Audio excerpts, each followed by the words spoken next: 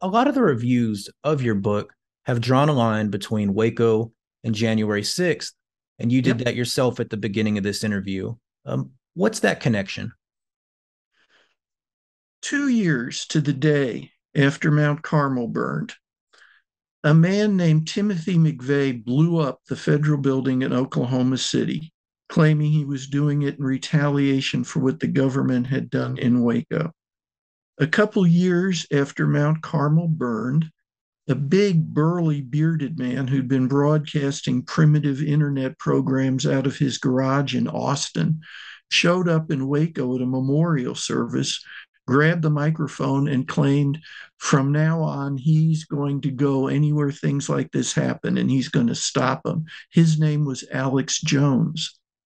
The people we're reading about right now who are being found guilty of sedition and acts against the government for what they did on January 6, 2021, all have their websites and their groups like the Oath Keepers and the Proud Boys. You can look these up for yourselves. Every one of these sites claims Waco and Mount Carmel as one of the seminal reasons they decided they had to take up arms and violently oppose the government if that was necessary.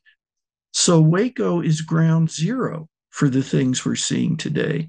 The people, some of them who are shouting loudest and getting the most attention, used Waco as their springboard.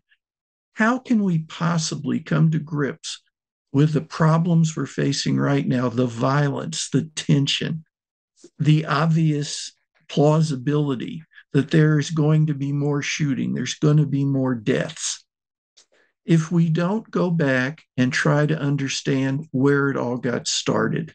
Once we know what, let's use a biblical term, Genesis for today's problems was, then we can start understanding better where we are and what we need to do to change. That's why it's important to think about something that happened just outside Waco 30 years ago. We owe it to ourselves. We need to understand it.